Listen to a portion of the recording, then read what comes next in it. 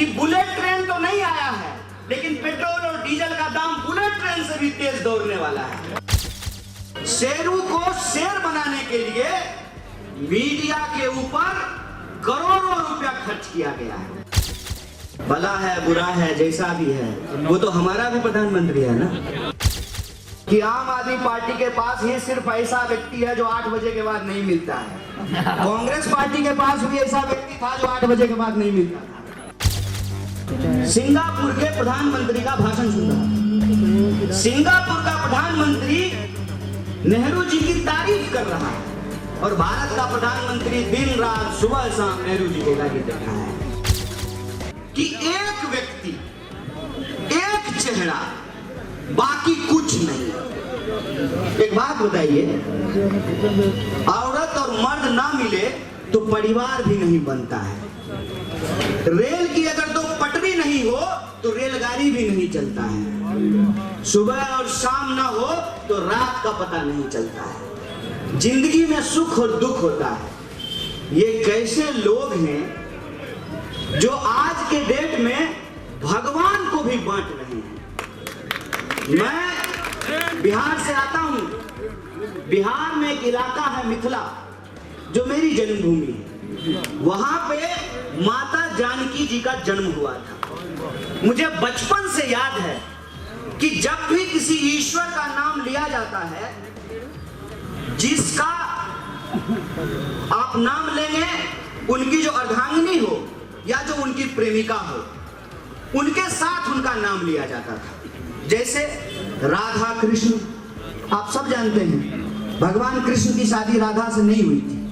उनकी पत्नी का नाम रुक्मिणी था। प्रेम को सेलिब्रेट करने वाला हमारा देश रहा है। हीर और रांझा, हम हमेशा से जो है प्रेम को सेलिब्रेट किए। नफरत के इस दौर में भगवान को उनकी अर्धांगिनी से बांटा जा रहा है। राम का नाम अकेले लिया जा रहा है। इससे पहले राम का नाम हमेशा माता सीता जी के साथ लिया जाता था। कहते हैं जाके पैर न फटे पिवाई, वो का जाने पीड़ पड़ाई। जो अपना घर छोड़ करके भाग गया, वो दूसरे के घरों में नफरत फैला रहा है, तो दूसरा का घर बन। इस नफरत की साजिश को हमको समझना पड़ेगा। और शेरू को शेर बनाने के लिए मीडिया के ऊपर करोड़ों रुपया खर्च किया गया है।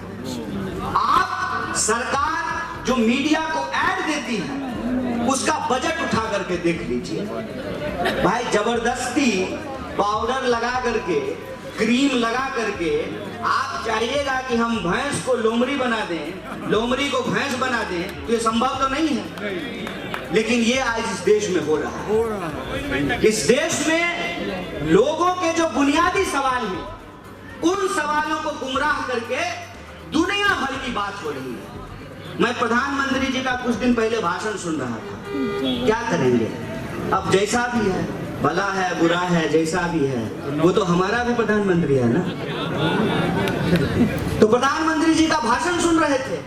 प्रधानमंत्री जी भाषण दे रहे हैं 2022 में और बात कर रहे हैं नेहरू जी का। पूरी दुनिया, आज मैं सिंगापुर के प्रधानमंत्री का भाषण सुन रहा। सिंगापुर का प्रधानमंत्री नेहरू जी की तारीफ कर रहा है और भारत का प्रधानमंत्री दिन रात सुबह शाम नेहरू जी को गाली दे रहा है। ये परिस्थिति बना दी गई है कि कुछ भी पूछिए कि भाई रोजगार तो नहीं मिल रहा है।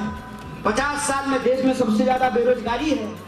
इकोनॉमी की हालत ये हो गई है कि माइनस में पहुंच गए हैं। नया घर खरीदना तो छोड़ दीजिए, जो घर है वो भी बिकने के कगार पर। पेट्रोल 100 के पार है। 10 तारीख को फैसला चाहे जिसके भी पक्ष में आए, एक बात याद रखिएगा, अगर आपने महंगाई के खिलाफ वोट नहीं दिया तो पेट्रोल और डीजल 150 के पार पहुंचने वाला है। इस बात को अपने दिमाग में डाल लीजिए।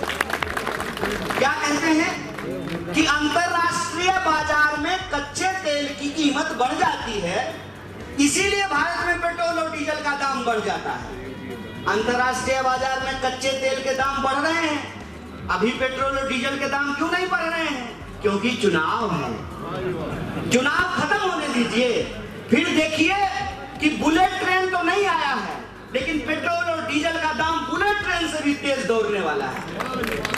ये हमारा मुद्दा है। ये पहले से एमएलए हैं, बढ़िया भाषण भी देते हैं, मैडम भी साथ में है, डिप्टी मेयर साहिबा, और आप तमाम लोगों का प्यार और आशीर्वाद है। हम हो ना हो इससे कोई खास फर्क नहीं पड़ता है, लेकिन हम आपके बीच इसलिए आए हैं कि पंजाब ने जो निर्णय लिया है, ये निर्णय अपने आप में ऐतिहासिक है। ये निर्णय अगर मुकम्मल अंजाम तक नहीं पहुंचा तो हमारी लड़ाई कहीं ना कहीं पीछे छूट जाएगी। आप तमाम लोगों ने किसान आंदोलन के दौरान जो पूरी दुनिया को बताया, बड़ा सीना चौड़ा करके कहते थे भाजपा वाले, अरे मोदी है, किसी के सामने नहीं झुकेगा। ऐसा झुकाया है भाई साहब की क्या बताएं, पंजाब में सीना नहीं हो पा रहा। ये जो आपकी ताकत है, उस ताकत को और आपके हक की जो आवाज है, आपके बदलाव की जो इच्छा है, उस बदलाव की इच्छा को समझते हुए कांग्रेस पार्टी ने एक बहुत बड़ा रिस्क लिया है। आप सब जानते हैं रिस्क ये है कि जो ऐतिहासिक निर्णय लिया गया है, चरणजीत सिंह चन्नी साहब को मुख्यमंत्री बनाना, और राजा थे वो कैप्टन साहब। ऐसा नहीं है कि आम आदमी पार्टी के पास ही सिर्फ ऐसा व्यक्ति है जो 8 बजे के बाद नहीं मिलता है। कांग्रेस पार्टी के पास भी ऐसा व्यक्ति था जो 8 बजे के बाद नहीं मिलता था। देश चलाना घर चलाने जितना ही मुश्किल काम है, राज चलाना गाड़ी चलाने से ज्यादा मुश्किल काम है। और आपकी जो इच्छा है कि पंजाब में बदलाव होना चाहिए, उस इच्छा को दिल्ली में बैठे नेतृत्व ने महसूस किया। दूसरे लोग तो आकर के कह रहे हैं कि हम बदलाव करेंगे, हमने तो बदलाव कर दिया, चरणजीत सिंह चन्नी को पंजाब का मुख्यमंत्री का चेहरा घोषित कर दिया। 111 दिन हुआ है भाई साहब, छोड़ दीजिए पहली सरकार ने क्या कहा क्या किया। ऐसा नहीं है कि उसने सब कुछ गलत ही किया था।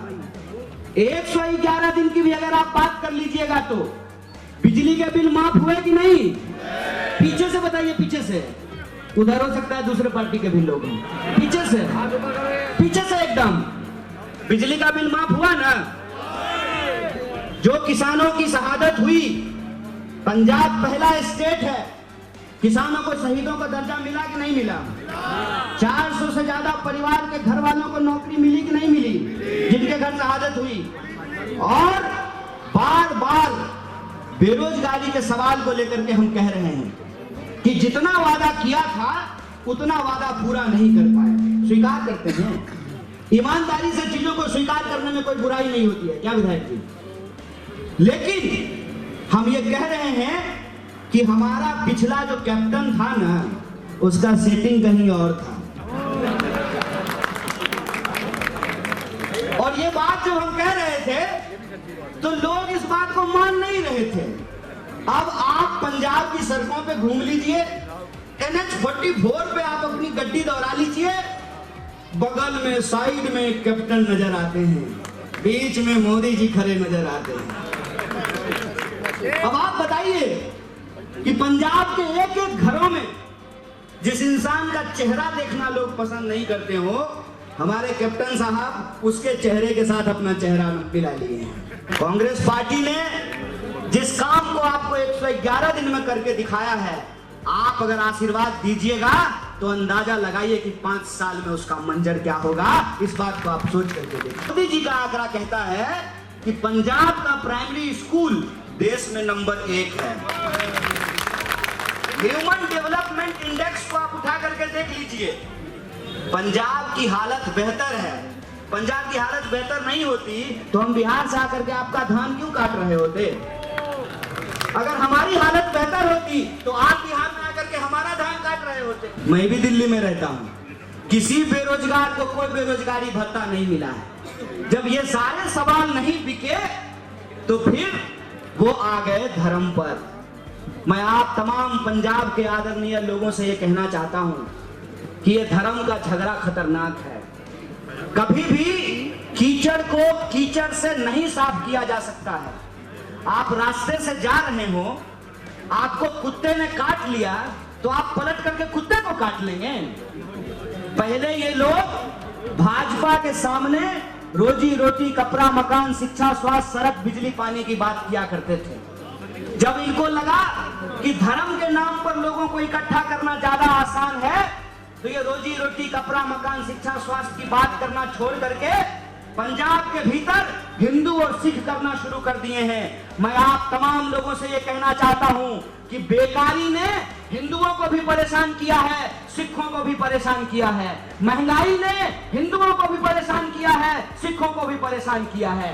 गरीबी ने सिखों को भी परेशान किया है, हिंदुओं को भी परेशान किया गया है। जो लोग हिंदू और सिख करना चाहते हैं वो हमको हमारे बुनियादी सवाल से गुमराह करना चाहते हैं। आपको गुमराह होने की जरूरत नहीं है। 111 दिनों में जो हमने काम करके दिखाया है उसको 5 साल तक आपको मुकम्मल अंजाम तक पहुंचाना है। और अपने हक के लिए, रोजी रोजगार के लिए यह जो ऐतिहासिक फैसला पंजाब के अंदर लिया गया है उसको ऐतिहासिक बना करके रखना है। बोलिए, रखेंगे कि नहीं रखेंगे? पक्की बात।